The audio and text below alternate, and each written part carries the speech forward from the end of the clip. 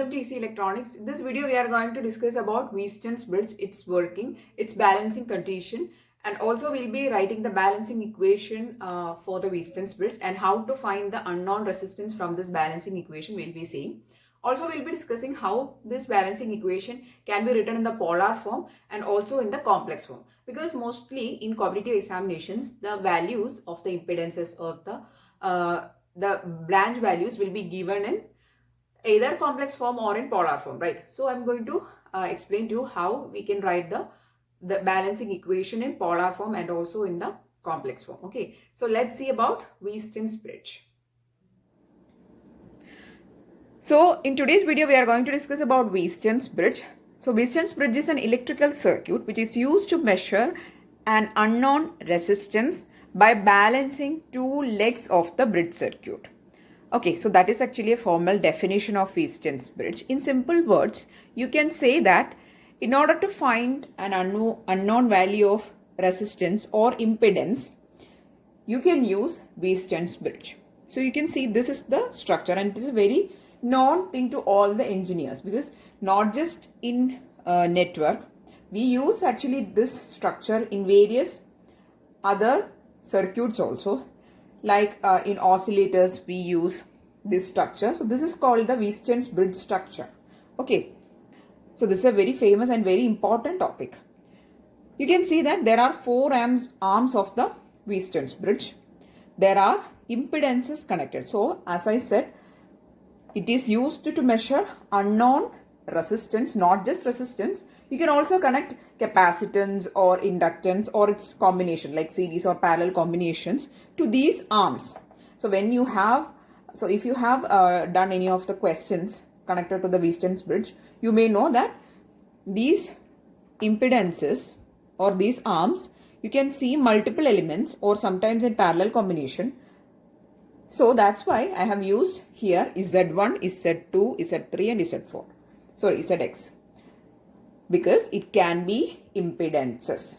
Okay, so we can sum it up as a Wheaton's bridge is an electrical circuit used to measure an unknown impedance. Okay, so here, moving on to the circuit explanation. As I said, there are four arms. There are Z1 is there, Z2 is there, Z3 is there and Zx is there. Now this Z1, Z2 and Z1, Z2 and Z3 are known resistances, whereas the Zx is a unknown resistance. That's why I have put X here. Means it is unknown value. So we have all the other three known impedances, whereas Zx is the value which actually we need to measure. So in order to measure an unknown value, we connect it to one of the arms of the Wheaton's bridge. And here you can see there is a arrow, right? Z2 impedance is having an arrow. Why? Because it is a variable or an adjustable impedance. Now what is the purpose of keeping an adjustable impedance is our aim is to balance the Wheaton's bridge. Now how to identify whether the bridge is balanced or not is by looking into the galvanometer. So we will keep on varying this Z2 and we'll look into the galvanometer. If its deflection has stopped, that is, there is no current flowing through the galvanometer, means the bridge has balanced. Okay. So that is the balancing condition or an indication that the Wheaton's bridge is balanced. We'll be connecting the resistances Z1, Z3 and Z2 which are known and Zx which is an unknown to the four arms of the bridge, and Z2 we will be adjusting in order to balance the bridge, and when the balancing is achieved, the galvanometer will show a null deflection. That is, it will not show any deflection or no current will be passing through the galvanometer. Okay. So that now what all things will happen when the bridge is balanced? Let's see. Okay, so when the bridge is balanced, what all things will happen? The first thing is that there is no current through the galvanometer, or through this branch there is no current. Okay, so that is the first thing which will happen. Then That is the first indication that the bridge is balanced. Also, the voltage between the midpoints B and D, the voltage across them will be equal to 0. Okay. So the voltage between this B and D will be equal to 0, and the voltage across Z1 will be equal to Z2. In the balance condition, these all things will happen. Okay. So in balance condition, there is no current flowing through this branch, and the voltage across Z1 is equal to the voltage across Z2. So that I am going to write here. So voltage on Z1 or across Z1 equal to voltage across Z2. Okay, so that is one condition. Also, similarly, we can say the voltage here will be also equal to here. Voltage across Z3 equal to Zx. So these are the three things. Now, next one is that, see, the current I1 is starting to flow from this branch, that is from this point, it will flow in this direction. It will reach the point B, and since there is no current flowing through this branch, that is through the galvanometer branch, the I1 will be entirely flowing through this branch, right? So I want to sum up that your current I1 will be now equal to I3. Why? Because the current is flowing in this direction. It is not getting splitted across the middle branch. It will be entirely flowing to the I3 or the Z3 branch. Okay.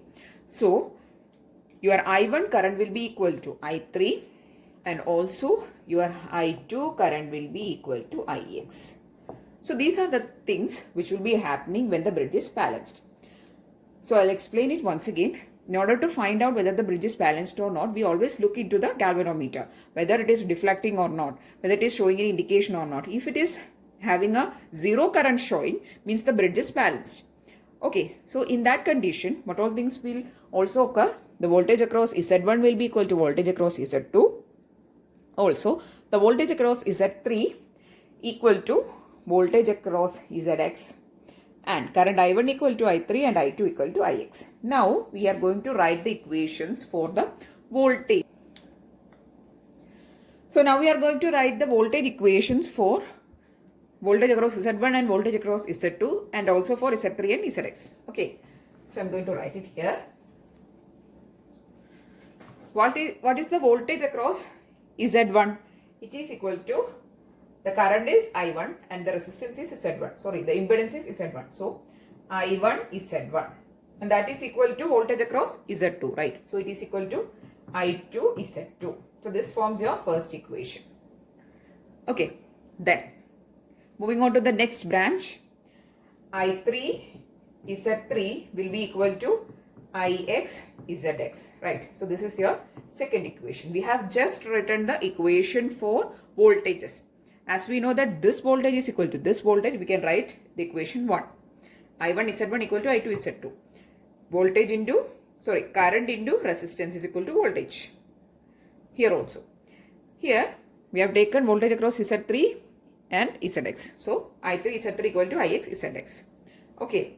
We also know I1 equal to I3 and I2 equal to Ix. Just take 1 by 2. You will be getting Z1 by Z3. Okay, I'll cancel out and show. Equal to I2 Z2 by Ix Zx. We know I2 equal to Ix. So we can cancel out this term. Also I1 equal to I3. So we can cancel out this term.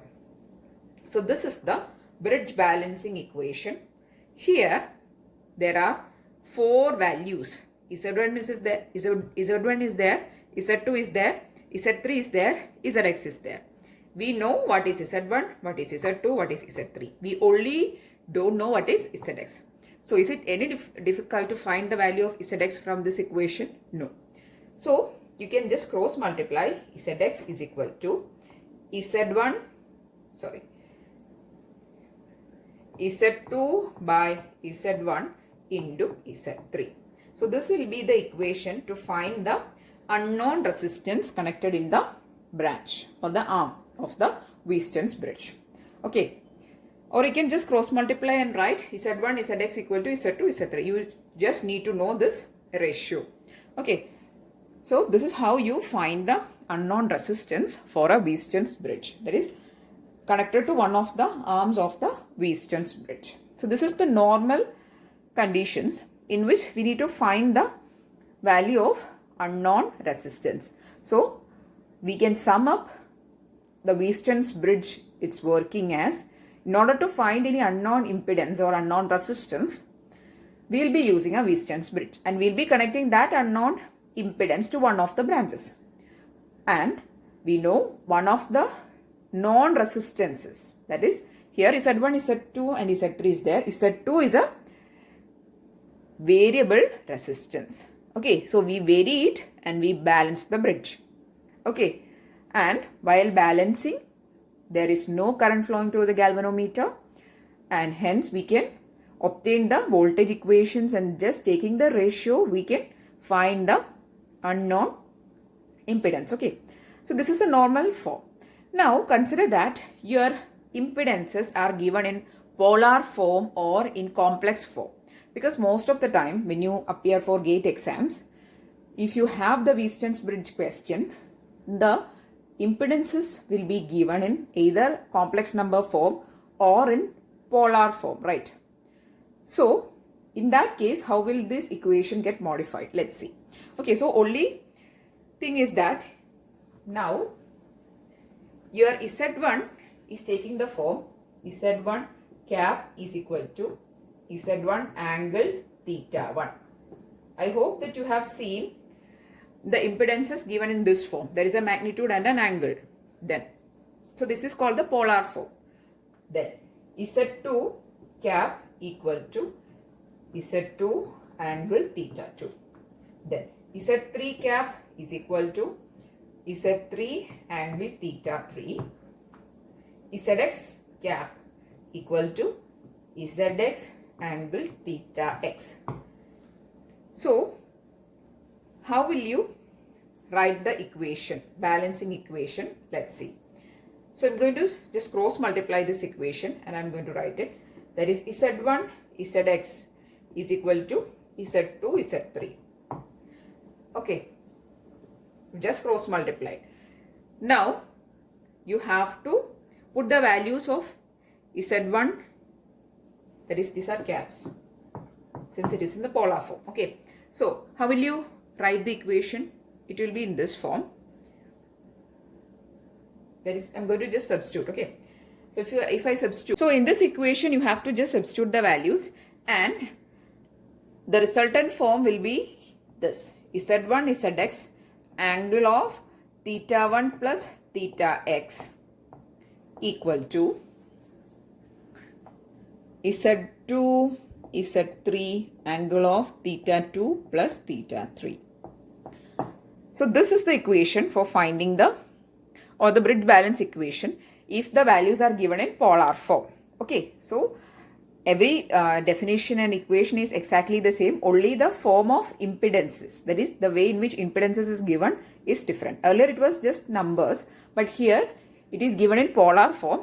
So in that case, this is the same equation which we have used in the previous case also, but here these are polar numbers or polar form representations. So Z1, Zx, Z2 and Z3, and your equation will be like this now: Z1 into Zx angle of sum the two angles, because we know that when we are multiplying two polar numbers, we will multiply the magnitude and add the angle values.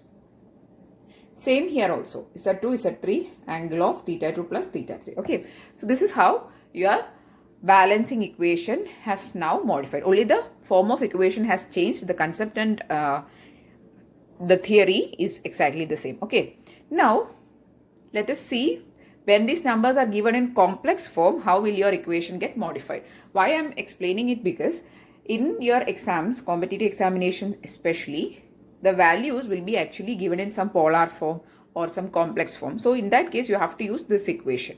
Okay, so let's see. So now we are going to consider the complex form of Z1, Z2, Z3 and Zx. So your Z1 is now given in the form Z1 equal to R1 plus JX1. Then Z2 is given in the form R2 plus JX2. Then Z3 is given in the form R3 plus JX3. And Zx is given in the form R4 plus, Rx plus, since it is x, you have to use Rx plus JXX. Okay. Now, again the bridge balancing equation is Z1, Zx is equal to Z2, Z3. Just multiply these numbers. Just substitute these numbers. You'll be getting R1. Okay. So, you'll be getting R1 plus JX1 into R2 plus JX2. Sorry, here it is. I'll write it once again. Z1, Zx equal to Z2, Z3, right? So, R1 plus JX1 into Rx plus JXX equal to R2 plus JX2 into R3 plus JX3. Now, open the brackets, equate the real terms and complex terms. You'll be getting two forms. I'll write the forms for you. You'll be getting the equations as R1 Rx minus X1 XX equal to R2 R3 minus X2 X3. This is the one term which you'll be getting while equating the real components or real parts. Then when you are equating the complex parts, you'll be getting R1 XX plus Rx X1 equal to R2 X3 plus R3 X2. Okay, so you don't need to actually by heart any of this. You just have to know the concept that now your impedances are given in complex form. Okay, so you have to equate the real terms and the imaginary terms and just find the unknown value. Okay, so for that purpose you can use these two equations. Okay, so these are all about the various forms of representing your impedances in the branches. So here we have only considered four variable names like Z1, Z2, Z3 and Zx. But in some questions you will be finding certain elements, combinations connected to each branches. Consider there are two resistors connected in this branch in series connection, or two resistors connected in parallel branch in this arm or this this branch. So in that case, what you have to first do it, first you have to find the equivalent of this series combination and also the parallel combination, and that value you have to take as Z1 and Z2. Okay, so not just resistances, in sometimes there will be some inductors or some capacitors. That type of elements can also come in the branches. Their series combination or their parallel combination can also come. So in all those cases, what you have to first do is first solve individual arms. Find the equivalent of individual arms. Then apply the balance equation. Okay. Then apply the equivalent values as Z1, Zx equal to Z2, Z3 in this equation. Then find the unknown. Okay, so why I'm saying is because most of the time these symbol resistances type of question won't be coming in the competitive examinations. You have to face the difficult questions where various combinations will be actually connected into individual branches. So first you have to find their equivalent, then apply the balance equation. Okay, so I'm really hoping that you understood the concept of Wheaton's bridge, what is actually its purpose, how we are actually balancing it, and what is the balance equation especially. Okay, so if you found the video useful, please do give it a thumbs up and also share it with your friends. And if you want more videos, please do subscribe to the channel. Thanks for watching and keep on watching.